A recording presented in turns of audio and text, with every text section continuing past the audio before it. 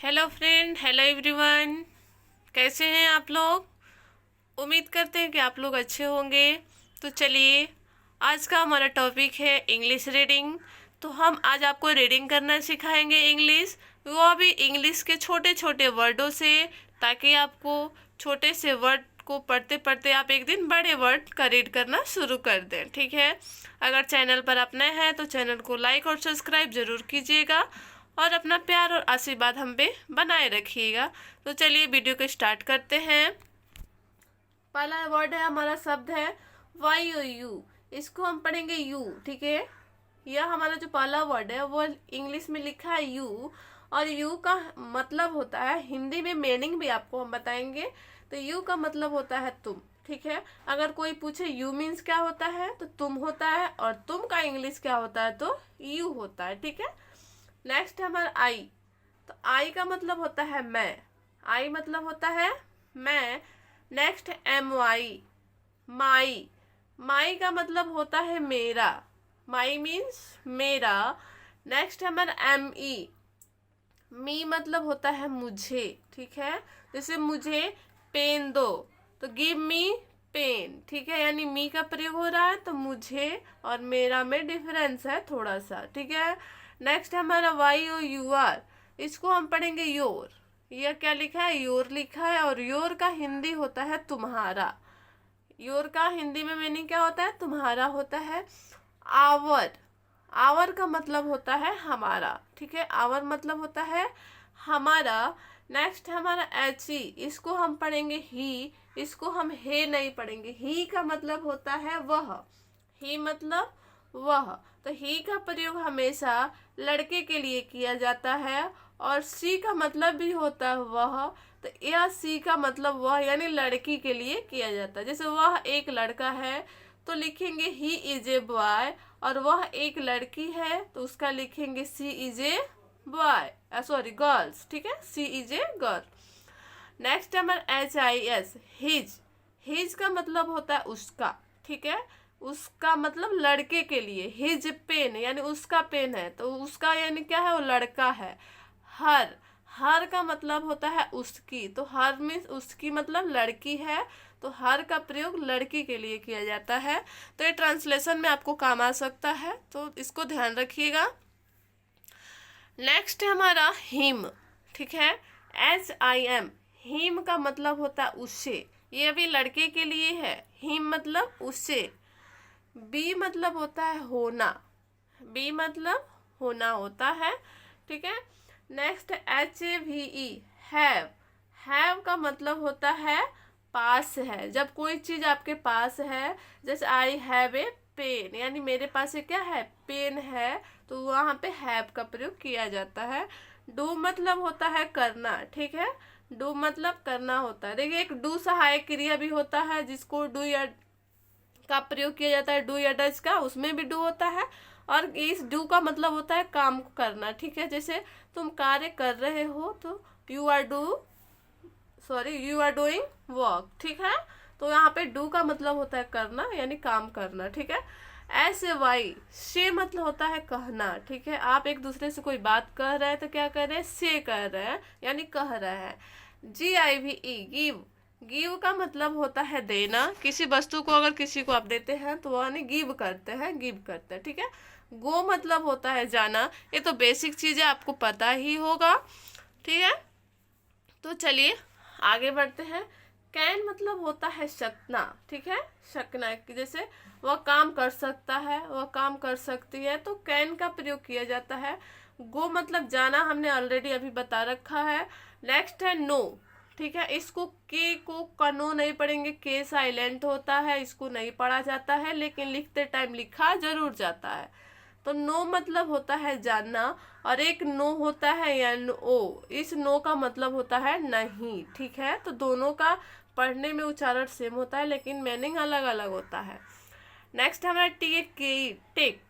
Take मतलब होता है लेना। ठीक है? किसी वस्तु को अगर आप ले रहे हैं तो क्या कर रहे हैं? टेक कर रहे हैं। डब्ल्यू वी, वी मतलब होता है हम कहिए या हम लोग कहिए। ठीक है? हम लोग आएगा तभी वी का प्रयोग होगा, और हम आएगा तभी वी का प्रयोग होगा। ठीक है? F I N D, find का मतलब होता है पाना, ठीक है, यहाँ पे मात्रा ऊपर रहेगा अंक का। फाइंड मतलब होता है पाना।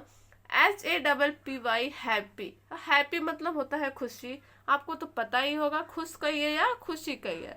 हेल्दी, हेल्दी का मतलब होता है स्वस्थ, हेल्दी मतलब स्वस्थ होता है। रिच मतलब होता है धनी, रिच का मतलब क्या होता है, धनी होता है। तो चलिए आगे भी देखते हैं। अब हो गया हमारा वाइज, ठीक है। वाइज का मतलब होता है बुद्धिमान, ठीक है। वाइज मतलब क्या होता है, बुद्धिमान होता है। ब्रेव का मतलब होता है बहादुर, ब्रेव मतलब बहादुर होता है। और हंग्री मतलब होता है भूखा। यदि कोई व्यक्ति क्या भूखा है तो उसको इंग्लिश में क्या बोलेंगे कि हंग्री है, ठीक है। हॉनेस्ट का मतलब होता है ईमानदार, ठीक है। इसमें हॉनेस्ट नहीं, इसको ऑनेस्ट पढ़ा जाता है। एच को साइलेंट रहता है, ओ से पढ़ना शुरू करते हैं। तो ऑनेस्ट मतलब होता है ईमानदार। नेक्स्ट है हमारा इंटेलिजेंट, ठीक है। इंटेलिजेंट का मतलब भी होता है बुद्धिमान। देखिए दो वर्ड है, वाइज और इंटेलिजेंट, ये दोनों क्या है, अलग अलग वर्ड है लेकिन मीनिंग सेम है। तो एक इंग्लिश का बहुत सारा वर्ड अलग अलग होता है लेकिन मीनिंग क्या होता है, सेम होता है। जैसे बुद्धिमान का इंटेलिजेंट भी कह लीजिए व वाइज भी कह लीजिए, सब्जेक्ट सॉरी और ट्रांसलेशन में इसका अलग अलग प्रयोग होता है, ठीक है। नेक्स्ट है हमारा फार्मर। तो फार्मर का मतलब हो गया किसान, ठीक है। जैसे हम लोग फार्मर के बेटा या बेटी हैं तो फार्मर, उस किसान को ही फार्मर बोला जाता है। स्टील मतलब होता है थोड़ा सा, देखिए यहाँ पे लिखा भी गया है, आप लोग देख सकते हैं। स्टील मतलब होता है थोड़ा सा, और इवन मतलब होता है यहाँ तक, ठीक है। इवन मतलब होता है यहाँ तक। नीचे आपको हम दिखा दे रहे हैं ताकि कोई दिक्कत नहीं होगा, ठीक है।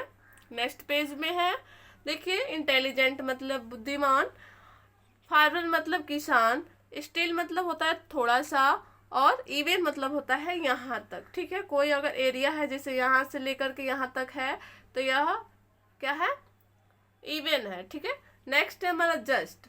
जस्ट का मतलब होता है तुरंत, जैसे आप लोग बोलते हैं ना कि जस्ट हमको ये चीज चाहिए, तो जस्ट मतलब तुरंत, यानी अभी चाहिए या तुरंत कह सकते हैं। ऑलरेडी मतलब होता है पहले से ही, जैसे आप लोग तैयार हैं, अगर कोई पूछता है कि आप लोग रेडी हैं, हाँ हम तो ऑलरेडी हैं, यानी पहले से ही क्या है, रेडी है। ऑल्सो मतलब होता है भी। ऑलवेज मतलब होता है हमेशा, ठीक है। ऑलवेज मतलब क्या होता है, हमेशा होता है। शून मतलब होता है जल्दी कहिए या शीघ्र कहिए, ठीक है। कोई शीघ्र भी बोलता है, कोई जल्दी भी बोलता है, तो दोनों सेम है। शून का मतलब होता है शीघ्र कहिए या जल्दी कहिए। अर्ली मतलब होता है जल्दी उठना, ठीक है। अर्ली मतलब जल्दी उठना। लार्ज मतलब होता है बड़ा, लार्ज मतलब क्या होता है, बड़ा होता है। और बोथ मतलब होता है दोनों, जब दो चीज एक साथ रहता है तो उसको बोथ बोला जाता है, यानी दोनों। सच मतलब होता है ऐसा। सेम मतलब होता है वही चीज, जैसे हम बोलते हैं हैप्पी न्यू ईयर, तो सेम टू यू अगर हमको रिप्लाई आता है, यानी आपने जैसा बोला क्या वैसा भी मेरे तरफ से भी है, तो सेम मतलब वही होता है, वैसा कह लीजिए या वही कर लीजिए, ठीक है। नेक्स्ट हमारा शॉर्टेन। तो शॉर्टेन का मतलब होता है, यानी शॉर्टेन आप लोग इसका मतलब होता है बहुत कम मात्रा में, शॉर्टेन मतलब कम मात्रा कह लीजिए, ठीक है। और शॉर्टली मतलब होता है कम या छोटा, ठीक है। कम कहिए या छोटा कहिए, ठीक है। नेक्स्ट है हमारा नियर। तो नियर का मतलब होता है नजदीक कहिए या पास में कहिए। फॉर मतलब होता है के लिए, ठीक है। फॉर मतलब के लिए। देखिए फॉर का दो मीनिंग होता है, एक फॉर का मतलब होता है के लिए और एक फॉर का मतलब होता है दूर, ठीक है। यानी मैं तुमसे फॉर हूँ, यानी बहुत कुछ दूर हूँ, दूरी जब बताया जाता है वहां पे फॉर का प्रयोग किया जाता है। इन का मतलब होता है में, और इसी इन का मतलब अंदर भी होता है, ठीक। कॉम इन सुने होंगे आप लोग, जैसे अगर कोई व्यक्ति बोलता है मैं एक मिनसर, तो कमिंग बोला जाता है, यानी अंदर आइए, ठीक है। तो इन का मतलब अंदर भी होता है। आउट मतलब बाहर, आपको पता ही होगा कि आउट का मतलब होता है बाहर। टू मतलब होता है बहुत अधिक, ठीक है।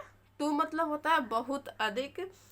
पेयर मतलब होता है पारी, ठीक है। पेयर मतलब पारी होता है। तो पारी क्या होता है, जैसे हम बोलते हैं ना कि अब हमारी पारी है, ठीक है, तो उसको पेयर बोल दीजिए या पारी, दोनों सेम है। पेयर इंग्लिश हो गया और पारी हिंदी हो गया।